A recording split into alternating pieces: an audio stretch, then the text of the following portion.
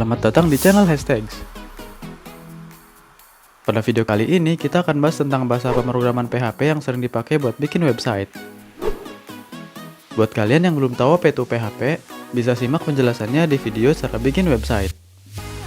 Sebelum ke tutorialnya, kita perlu install PHP dan Apache, sekalian dengan MySQL sebagai database. Apache itu sebagai server buat jalanin PHP-nya.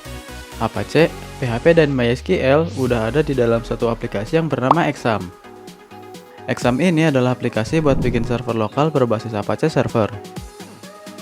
Download Exam di situs resminya dan sesuaikan sama OS kalian.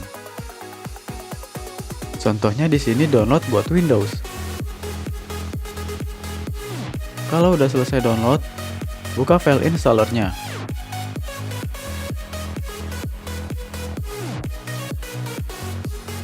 Abaikan aja error ini dan klik OK.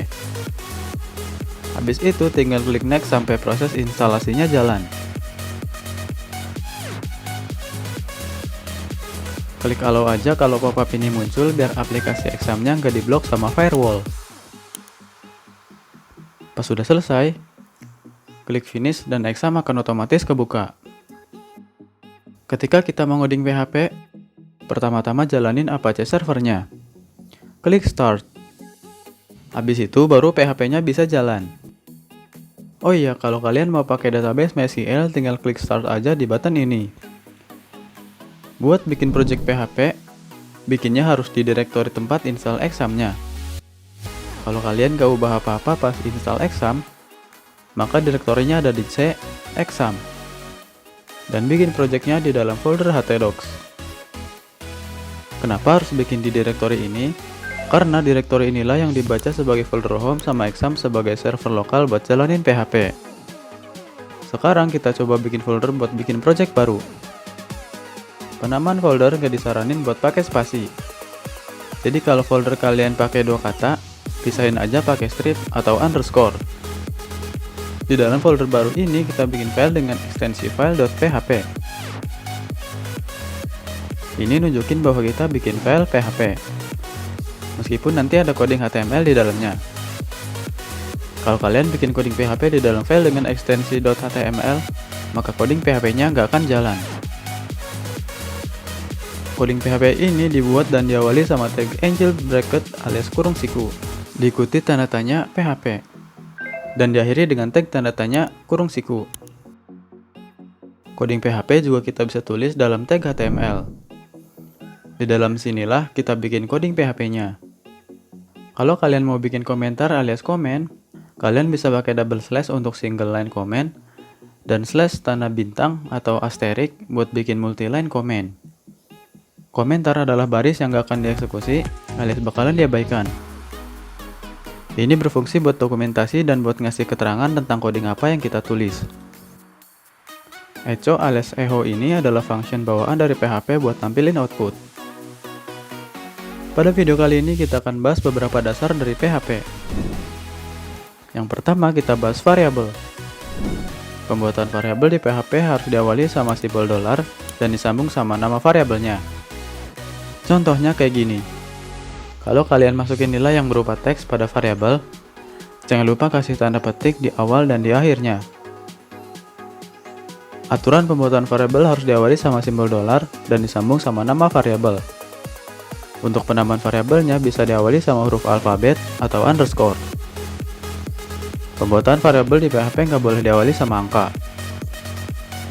Suatu variabel hanya boleh berisi alfanumerik, karakter, dan untuk simbol yang dibolehin cuma underscore. Penamaan variabel pada PHP bersifat case sensitif yang artinya peka sama huruf kecil dan huruf besar.